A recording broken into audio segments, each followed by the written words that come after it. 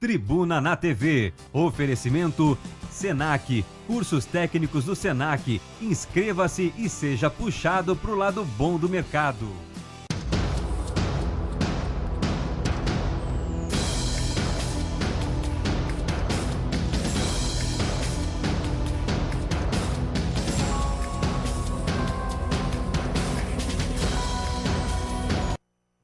Olá, boa tarde. Você que acompanha a nossa emissora TV MCA, Canal 6, via cabo, TV Itajaí, Navegantes Itapema, também pela internet, tvmca.com.br. Está no ar o Tribuna na TV. 3046-6406 é o nosso telefone, 47, o DDD. E o nosso Facebook é Tribuna na TV, para você interagir com a gente também durante o programa ao vivo, às 13h30. O e-mail do programa tribunanaTV@tvmca.com.br. Boa tarde, Antônio. Boa tarde, Joaquim. Boa tarde ao Dr. Bortolato, que é o nosso convidado desta sexta-feira. Hoje eu estou meio emocionado aqui na bancada do nosso Tribuna e um pouco diferente e um pouco fora da minha normalidade. Eu quero me solidarizar nesse instante a Zélio Prado. Não tenho grandes amizades com ele, mas é um profissional da mídia, um profissional da imprensa, da área esportiva. Ele trabalha em vários veículos de comunicação. Esse rapaz passou por ofensas, passou por humilhação, passou por constrangimento, né, no estádio Dr. Hercílio Luz, de propriedade do Marcílio Dias, na noite passada, no jogo envolvendo o Marcílio e o Hercílio Luz, pela segunda divisão do Catarinense. Cusparada na cara, tapa no rosto, o constrangimento realmente foi muito grande.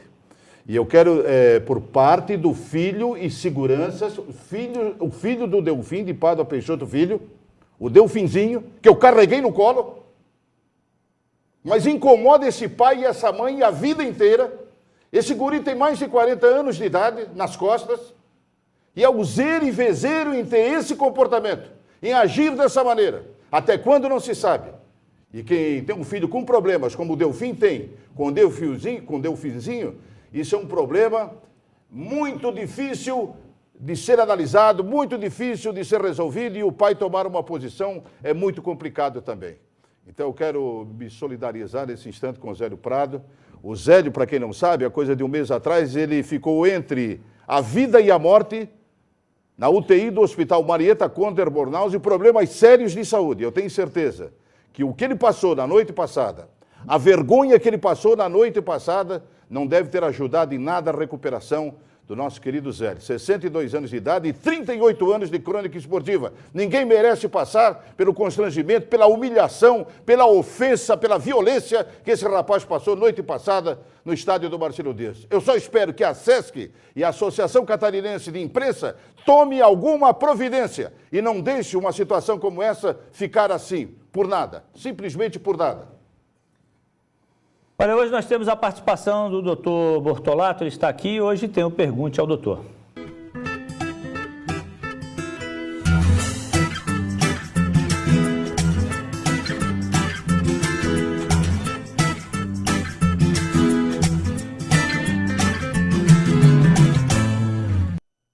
Dr. Bortolato, mais uma vez obrigado por estar aqui com a gente, muito boa tarde, tudo tranquilo? Fora os acontecimentos. Tudo tranquilo, boa tarde a todos, a vocês que estão nos assistindo aí, apesar que é uma tarde chuvosa, mas é uma tarde gostosa também. Com certeza.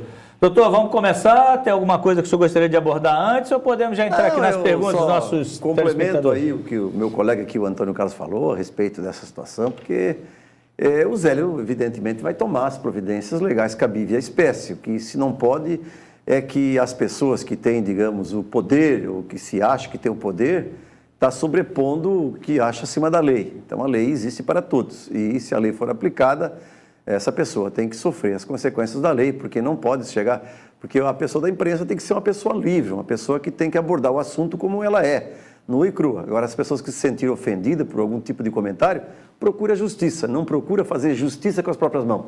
Isso é proibido. É isso aí. E esperamos que a coisa aconteça, porque aconteceu com a gente aqui também, mais à frente do nosso programa. Inclusive, nós vamos ter outras imagens aí, doutor, para a gente conversar com mais propriedade. Aconteceu uma situação com o Célio Corrêa, um telespectador nosso que mandou uma mensagem pelo Facebook, ainda há pouco. Olha só que situação. Ele comprou um carro, e ele comprou esse carro financiado, só que ele descobriu que esse carro foi financiado 2 vezes, né, sem ele saber. Certo. E a garagem vendeu esse carro, evidentemente, 2 vezes. Ele entrou com um advogado, foi para a justiça. Depois de 4 anos, isso é o que ele disse aqui, o advogado informou a ele que ele perdeu a causa por motivo do garagista ser amigo do juiz.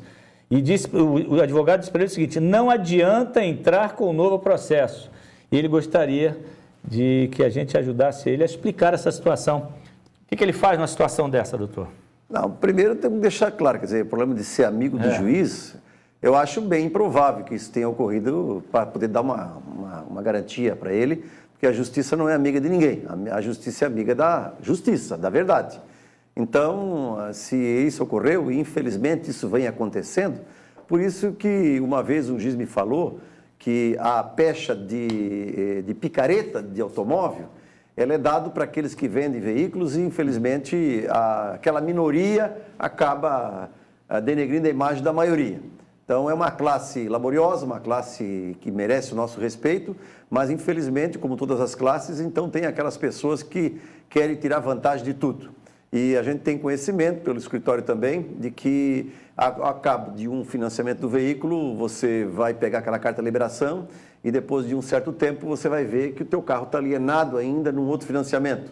É porque eles querem fazer dinheiro e eu acredito que aí o banco também tem a sua corresponsabilidade e não é esta dúvida que tem que entrar na justiça contra o garagista e contra a financeira também, porque a financeira tinha que ter cuidado, tinha que ter observado, porque tem que ter a assinatura do preponente para poder fazer esse novo financiamento. Então, eu não sei exatamente como é que é os dados desse processo. Ele falou que ele perdeu a causa e o advogado disse que não adianta mais. A advocacia é igual a medicina, você tem que ver o paciente para dar uma medicação. Claro. Mas tudo na justiça tem a sua terminologia, tem como resolver a situação na justiça, e esse caso aí, no meu entendimento, não foge à regra. Não foge, né? Não. Procura um outro advogado, doutor? Se às vezes você sabe, o telespectador, quando você está com um problema médico que você tem na dúvida, você não deve ir num médico só. Se aquele médico falar com você, olha, você tem só 3 meses de vida, você vai ficar preocupado. Você vai procurar um outro médico para ver qual é a opinião do outro médico. Talvez um exame mais acurado vai determinar que você tem mais de 30 anos de vida, ou nem dá para saber a quantidade. Então, você também tem que procurar um outro advogado, outro especializado, para saber se realmente aquela informação procede. Ô, doutor Bortolatti, no ramo imobiliário, isso é possível acontecer também? Quer dizer, um imóvel ser negociado mais de uma vez? Temos casos aqui, por exemplo, temos um caso aqui em Itajaí, vários casos no Brasil, de que as pessoas compram o imóvel e quando chega lá dentro do imóvel para ser possado do imóvel, já tem outro morador. Então, o que a lei diz? Quem é dono? Dono é aquele que registra. Então, se você fizer um contrato de compra e venda, ou se você fizer, digamos assim, um contrato feito na próprio cartório, é uma escritura, ainda você não é dono, em tese. Você só é dono realmente para não criar problema para você não ter dor de cabeça, você tem que averbar essa escritura no registro de imóvel. A partir daquele momento não há problema nenhum, porque se surgir no minuto seguinte qualquer tipo de constrição, mesmo que seja judicial, mas que você chegou antes, é o que se chama-se comprador de boa-fé.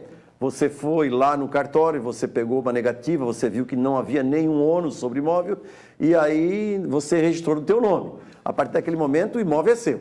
Não há mais como tirar, porque o Código Civil, ele é taxativo ao dizer que você é um comprador de boa-fé. Você pagou com o teu dinheiro, você tomou todas as providências legais e o imóvel é seu. Se acontecer também que você não registrou, averbou essa escritura, mas você já tem a escritura no teu nome, passado no outro cartório, então nesse caso, e que um outro compre esse imóvel, você ter que entrar com o chamado embargo de terceiro. E a justiça sempre dá ganho de causa para aquele que é o comprador de boa-fé, aquele que não fez nenhum tipo de ilegalidade para adquirir esse imóvel. Doutor, Jorge Maridiani, eles dizem o seguinte: pretendemos nos casar e gostaríamos de sua orientação a respeito do sobrenome. Se é obrigatório a esposa colocar o sobrenome do marido? Não, é Jorge, é isso. Jorge e Maridiani, né, o casal. Não, no Brasil existe porque, na verdade, nós vemos uma sociedade machista, essa que é a verdade. Então, o homem, quando casa com a mulher, ele quer impor, ele quer que a mulher esteja o sobrenome dele, que aí ele se sente mais homem.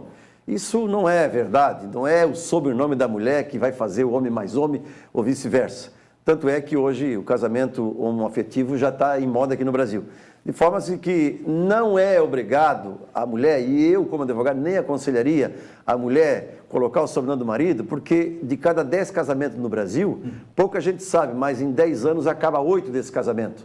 Então o que acontece? A mulher foi lá, refez todo o documento, que é um outro erro também, identidade, teve que mudar no cartório, uma série de coisas, de documentação. Aí quando ela separa, tem que voltar de novo a refazer toda essa documentação. E o que ocorre, às vezes? Aí você ficou com o nome de solteira, você tem nome de casada, você vai pegar algum documento ou sacar algum dinheiro, e o banco, naturalmente, vai olhar, confrontar os dois documentos, aquele que a empresa colocou, que é de solteira, e aquele que é de casada, não vai fechar a informação. Aí você vai ter aquele trabalho todo de recomeçar com a documentação, dá dinheiro, custa dinheiro, e aí, por isso que eu acho um erro. E uma outra também curiosidade, pouca gente também sabe, isso não é obrigado, primeira situação. Segundo, o homem também pode, se ele quiser, acrescer o sobrenome da mulher no sobrenome dele. Interessante, isso é uma coisa que eu nunca tinha ouvido falar, a não ser desse instante pelo Dr. Bortolato. Então, quer dizer, porque é um transtorno, não deixa de ser. Isso acaba muitas vezes na Receita Federal, CPF, né? Um nome que está incluído, um nome que foi suprimido. Exatamente. Casa, coloca o nome do marido e aí daqui a pouco separa, tem que refazer a documentação. Então, só para deixar bem esclarecido, casa o Silva com o Souza. O Souza é o marido, Silva é a mulher, ela pode continuar sendo Silva. Sem problema nenhum. E no meu entendimento, deve. Para evitar esse tipo de problema. Pois não. Não é obrigado colocar, acrescer o sobrenome do marido. Não é obrigado. Isso nunca foi? Isso nunca foi. Seria então o quê? É uma, digamos, tradição. É uma tradição masculina de eu sou dono, né? Eu tenho meu nome lá, eu sou que dono. tem país, se não me falha a memória, o doutor Montoya, que é médico pediatra aqui na cidade, ele é costarriquenho, se eu não estou equivocado, e lá prevalece o nome da mulher. Da mulher. Aliás, no Brasil também, outra curiosidade, o filho também, se quiser também acrescer o sobrenome da mãe, quando fizer 18 anos, ou se ele for emancipado, também pode. Temos um caso aí famoso no Brasil, que é o Jaime Monjardim, que é diretor da Rede Globo, que na verdade o sobrenome dele é Matarazzo, mas ele adotou o nome da mãe dele, que é Monjardim. E não acresceu uma E não acresceu do pai. Então, Jaime Monjardim, somente. Perfeitamente. Pouca gente sabe que ele é Matarazzo. Exatamente. Doutor, nós temos um intervalo, mas a Flávia, isso aí é para depois do intervalo. Ela disse que uma vizinha inferniza a sua vida, vive bisbilhotando, faz piadinha, ri, goza, etc. Ela já não aguenta mais tudo isso e quer sua orientação, mas o senhor vai falar sobre isso depois do intervalo, voltamos já.